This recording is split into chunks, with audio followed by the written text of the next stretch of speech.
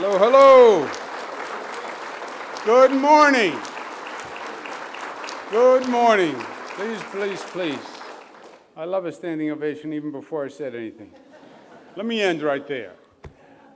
It is great to be back in Niagara Falls. Great to be back in Western New York. Great to see such a fantastic turnout. Let me make a couple of acknowledgments first. Our superstar, Lieutenant Governor Kathy Hochul. Let's give her a round of applause.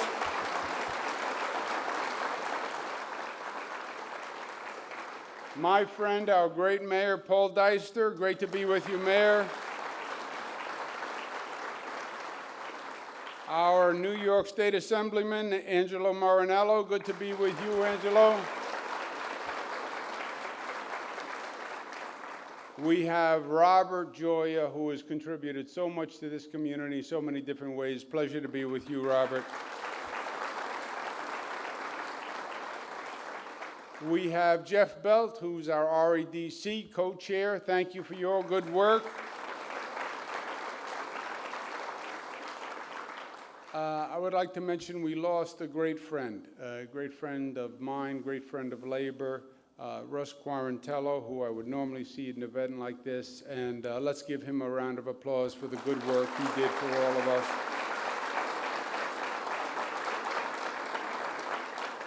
And we have our ESDC, Mr. Western New York, Howard Zemsky, who's with us today.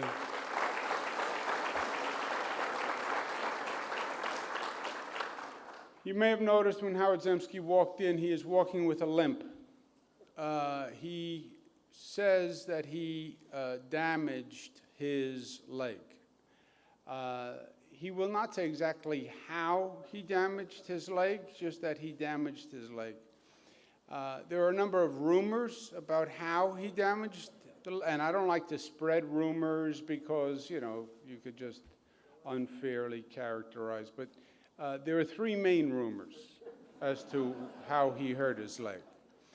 The first rumor is that in a reckless effort to reclaim his youth, he believed he could still play tennis, and he went out and he ruptured the ligaments in his knee. That's the first rumor. And on that one, when you get older, you have to embrace it. You just have to embrace Mother Nature's deterioration. The second rumor is that he was attacked by a mayor who did not win a DRI award. That is the second rumor. The third rumor is that his leg is not actually injured at all. And there is a coincidental circumstance here where he called me a few weeks ago and he said, I was planning to take a few weeks off this summer as a vacation. It's been 8 years, I haven't had a vacation. I said, that's not going to work, Howard. I wrote into the bylaws of the state, no state official can take a vacation unless death, which is not really a vacation. But he said, well, I really wanted to take a vacation. I said, no, I'm sorry, no vacations. He then calls 2 days later and he says, I injured my knee and I'm going to be out for a few weeks. Now, those could have been two totally coincidental conversations. And I would never suggest or further the rumor that he didn't really hurt himself, it's just an excuse to have a vacation. But I did notice, I was with him the other day, and he was limping on his left leg. Today, he is limping on his right leg. So I don't want to draw any conclusions, but you can draw your own. Injured or not, he has been such a sense of intellect and drive and energy. And if there's a person who is single-handedly dedicated to the resurgence of Western New York and successful at it, it is Howard Zemsky, injured or not. Let's give him a round of applause.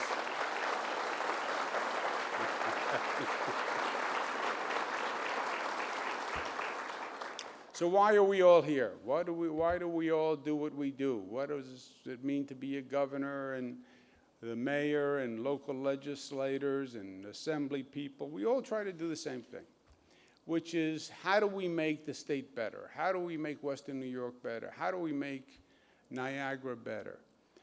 It's that simple, really. We all try to do it different ways, different levels, but that's the goal, how to make it better. Better for ourselves, but even more better for our children, right? I'm 62 years old, and I'm pretty far down the road, and I did okay. The question is, how are my children going to do? And the obligation as a parent, as a citizen, which is universal, is you want to leave this place better than you found it. You want to leave this place better for your children than you found it.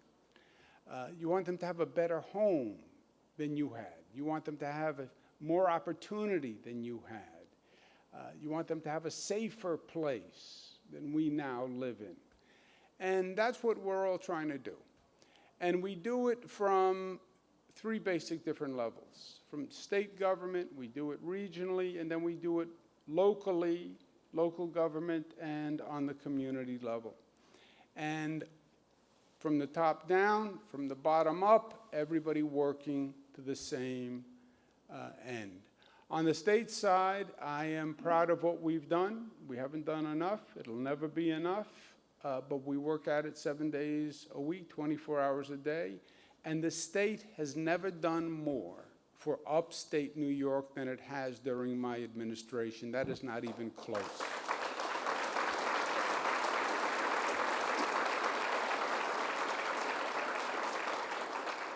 Truth is, Albany was blind to the needs of upstate New York for a lot of years. They were too focused on downstate New York. We reversed that.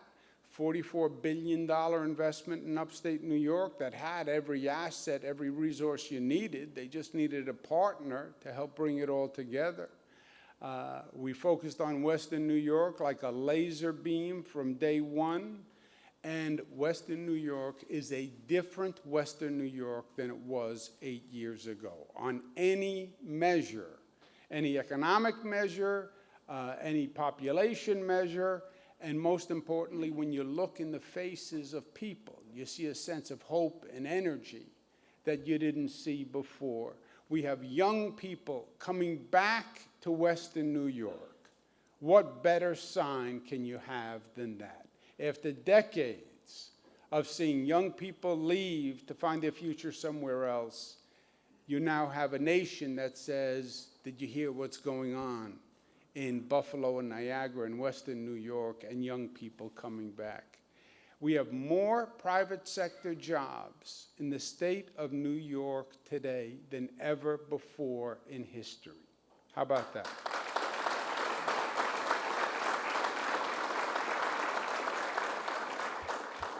Housing prices in Niagara County have gone up 20% in the past 4 years, and that's important. That's the largest single investment for most families.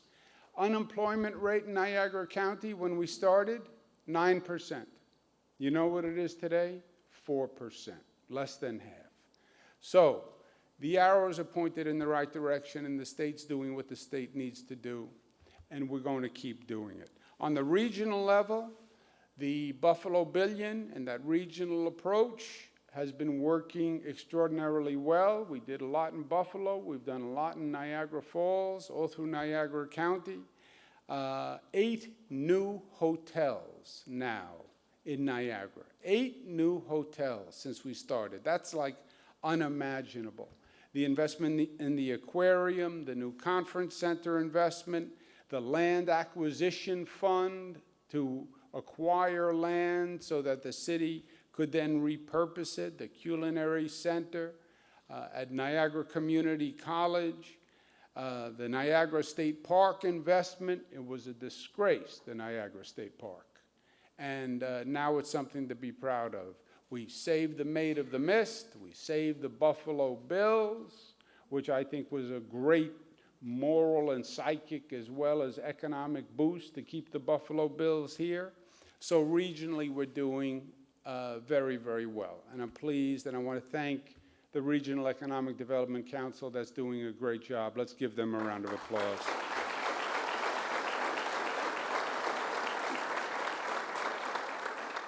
And then the third level was local government and the local community coming together to develop their own strategy to enhance that growth, right? So the state's doing what the state can, the region's doing what the region can, but it all happens on the local level because that's really where you get the traction.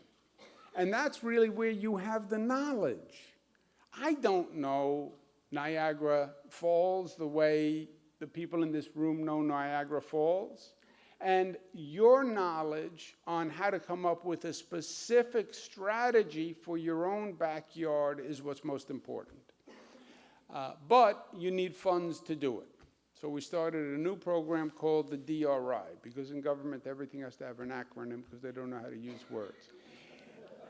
DRI stands for Downtown Revitalization Initiative. And we said to local governments, you come up with your own downtown revitalization plan. You know what you need. You know what areas are doing well. You know what areas are not doing well. You fashion a specific plan for your downtown area. And you put in a plan that was really smart and intelligent and impressed a lot of people. And what I like about it is it addresses probably the largest improvement we're making, which is that Robert Moses Expressway. And God bless Robert Moses, he tried to help.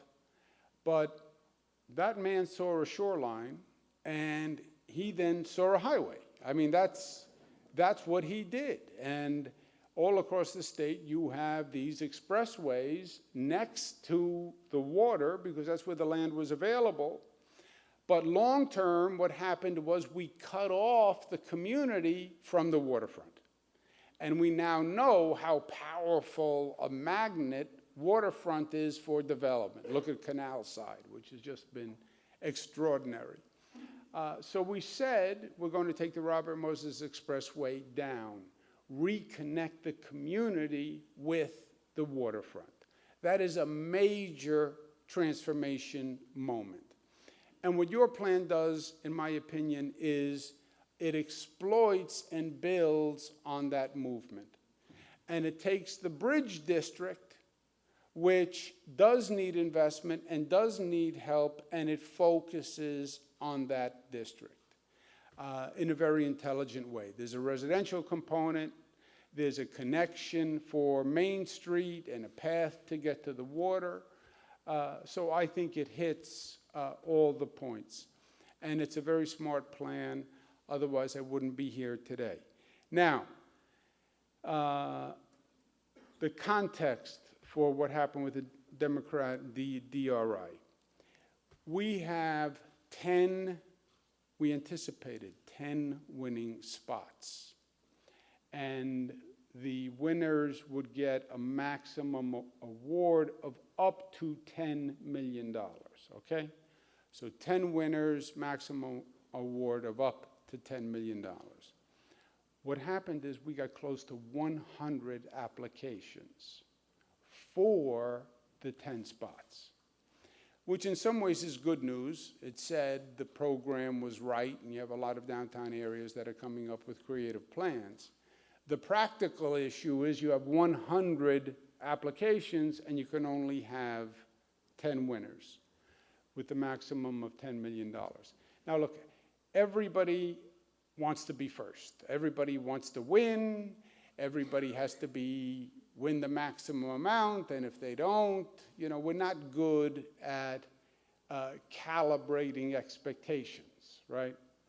To win 10 awards out of 100, you have to be in the top 10%. That's a very high bar. To win the full $10 million, you have to be in a very, very elite category. And sometimes this is an iterative process because we do this year after year. So the plans tend to get better the more you do it because you build on the success in the past, right? And everybody knows that my heart is in Western New York. My lieutenant governor is in Western New York. We've shown our commitment and our love to Western New York. So if there was any way we could be helpful, we want to be helpful. But you have to be realistic in your expectations. And yes, you want to be first and you want $10 million. But being in the second tranche means you're in the top 20%. That's good, right? And sometimes you can't always be number one. Not everybody can be number one. Do you understand the context that I'm trying to establish? Am I communicating the calibration? Okay. With that calibration in mind, it is my pleasure to announce that you have won in the DRI first place, $10 million. Congratulations.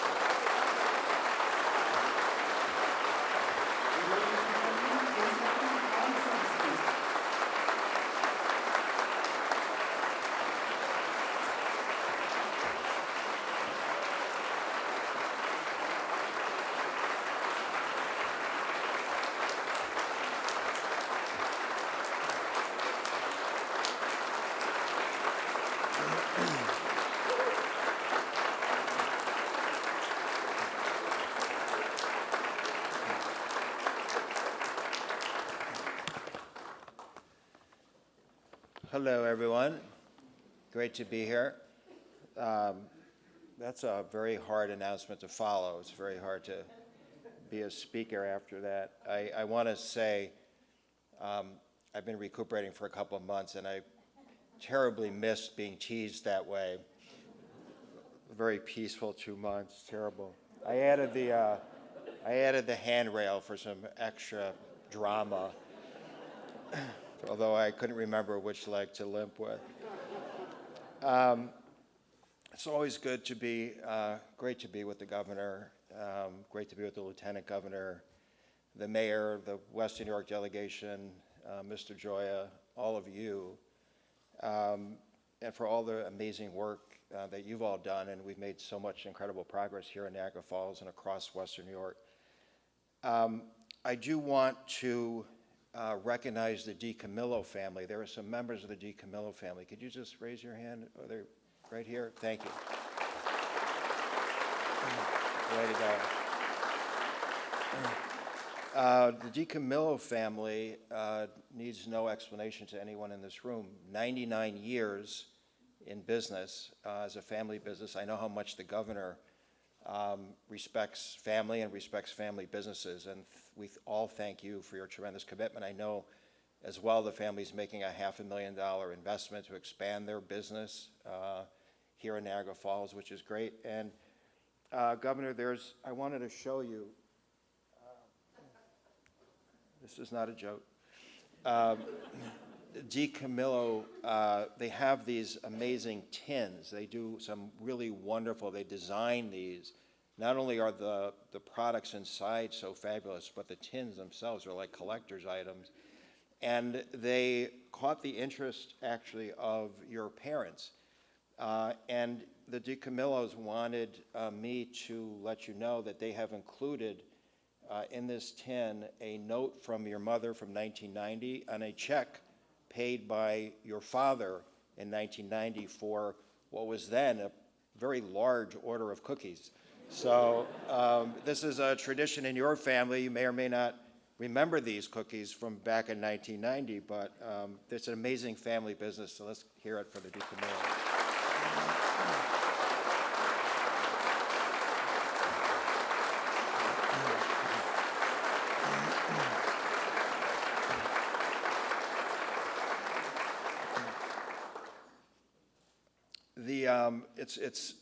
Sometimes I have the opportunity to go first and make the announcement. Sometimes I go second and just get teased, which is good. The first one is better, but the second one I do miss too. But I saved a little something to announce because I didn't want the governor to announce all the good news. So I spoke to the Glyns, Maid of the Mist, and the governor mentioned how we've been he's been vital in saving the Maid of the Mist. I think you remember that some years ago. And I talked to the Glyns, and next year they're going to be introducing a new product. They're putting the jet boat engines on the Maid of the Mist, and they're calling it the Macho Maid of the Mist. It's 70 miles an hour. You don't need those ponchos. They just blow right off of you. The thing literally will go up the falls to Buffalo, back over the falls. This is going to be fabulous, but I wanted to share that bit of news, which you may or may not have heard some rumor about. Governor, you have believed in Western New York and Niagara Falls like no governor has previously. You empowered this region to develop its own plan, which has been so important here in Buffalo as well, all across, especially in upstate New York. We invest in downtowns. We invest, like the DRI today, we invest in the workforce, as we've done in so many workforce development programs here in Niagara Falls, in innovation and in job creation. We've supported a lot of companies in Niagara Falls and tradable sectors of the economy. And those have all had a big impact. I just want to give a few statistics. From 2011 to 2017, private sector jobs grew by 4%, and total wages for private workers grew by almost 20%. Nearly half of all active businesses across Western New York, I think this is a striking statistic, filed to do business in New York State since 2010. Half. More businesses filed in 2017, which is the most recent year for which we have statistics, than in any other year. People are spending more on leisure and hospitality. That's obviously very relevant here. You anchor the tourism hospitality business for Western New York, and one of the main anchors across the state. 18.7 million visitors came to Western New York in 2017, which is an astonishing 16% increase in visitation since 2011. Anyone who lives here knows how strong the real estate market has been here. It's been quite remarkable. And hires across Western New York experienced a 27% increase in earnings, which is kind of a stunning number.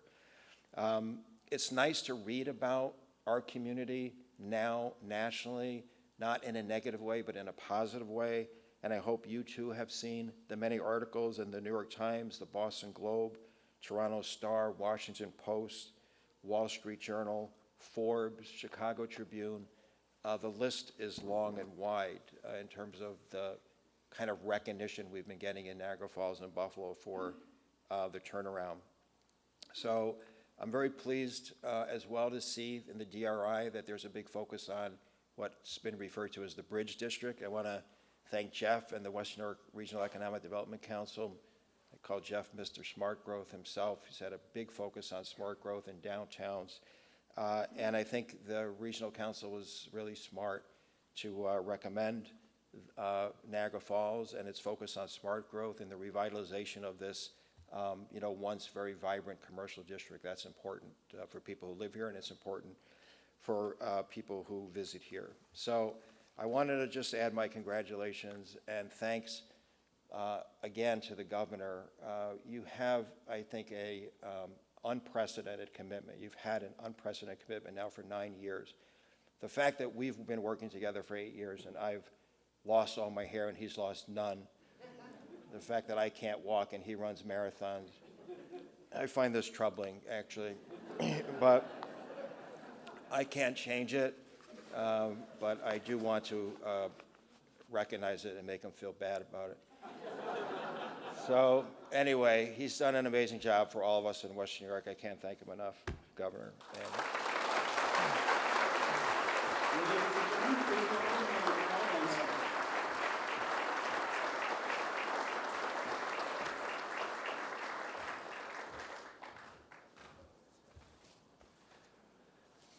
Wow.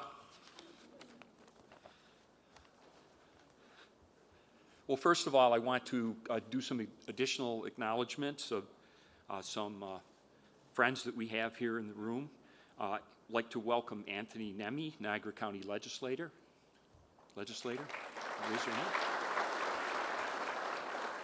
From our Niagara Falls City Council, council members Bill Kennedy, Ezra Scott, and Ken Tompkins. Thank you for being here today. From our Niagara Falls City School District, Superintendent Mark Laurie, and President of the Niagara Falls City School Board, Robert Restaino. Welcome. From Niagara University, one of our great partners in the Bridge District, Deborah Colley, Executive Vice President of Niagara University. Thank you for being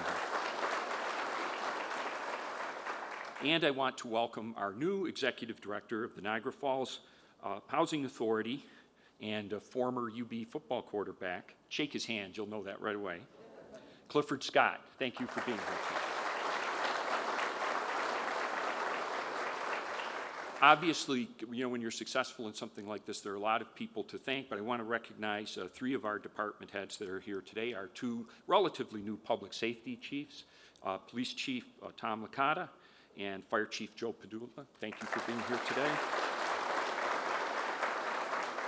John Percy from Destination Niagara, our tourism marketing agency. Our Director of Economic Development, Tom DeSantis. I had to say his name here today, right? Chairman of one of our great partner agencies, our Empire State Development affiliate, USA Niagara, former Assemblywoman Francine Del Monte. Thank you for joining us here today. And my colleague, Arthur Lawson, Mayor of the town of Wilson. Thank you for joining us. So thank you very much, Howard, and thank you, Governor. This is indeed an exciting day for Niagara Falls and for all of Western New York. The fact is, there is no greater friend or champion for our city and for our Western New York region than Governor Andrew Cuomo. Thank you, Governor. Your steadfast commitment to locally driven, bottom-up economic development, including the Regional Economic Development Councils, the Downtown Revitalization Initiative, is paying dividends all across the state. Not only does Governor Cuomo understand the importance of making these targeted investments in our communities, but he understands the needs of our communities. He got up here and very humbly said, well, I don't know Niagara Falls as well as people in this room, and then went about summarizing the situation with the Robert Moses Parkway as well as, or better than, any of us could have, right? So we know your heart is here in Niagara Falls and that you've been fighting to build a better future for Niagara Falls since the day you took office. And that's why every day that you spend here in Niagara Falls is a great day in the history of Niagara Falls. Absolutely.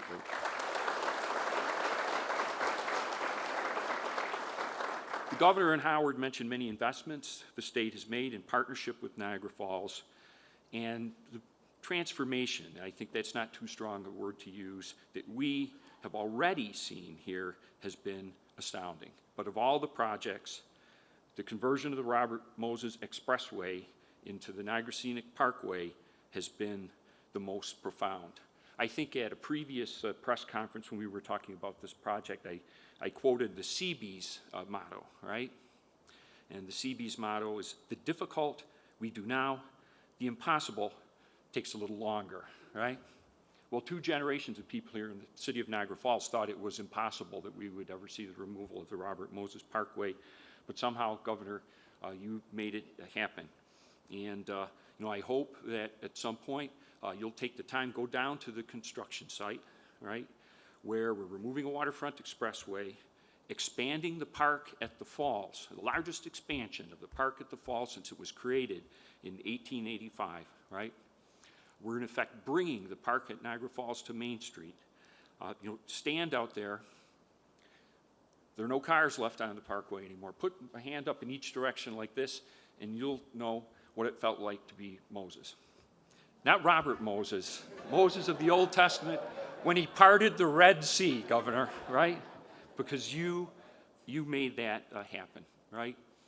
And, as you stand there on Main Street, at the intersection of Main Street and, the rail line by our new train station, you look one way down the rails and you're looking to Buffalo, Rochester, Syracuse, Albany, and beyond to the great metropolis of New York City. You look in the other direction, Niagara Falls, Ontario, St. Catharines, Hamilton, Burlington, Mississauga, and the expanding Greater Toronto metropolitan area. You look up and down Main Street, you'll see murals being painted by the Underground Railroad Heritage Commission, the National Heritage Area. You might catch the Discover Niagara shuttle carrying tourists up and down the Niagara River Greenway corridor. And, you know, as the guy who saved the Buffalo Bills, it would be entirely appropriate for you at that point to quote Marv Levy, "Where would you rather be than right here, right now?" Thank you, Governor.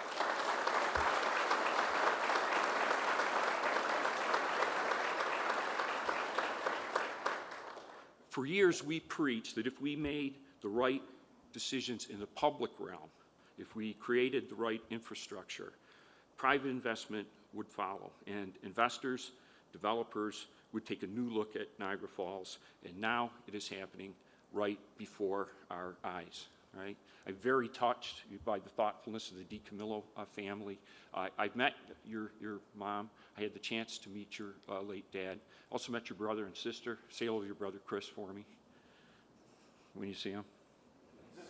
Tell him not to make bigger headlines than you. You're the superstar of the family.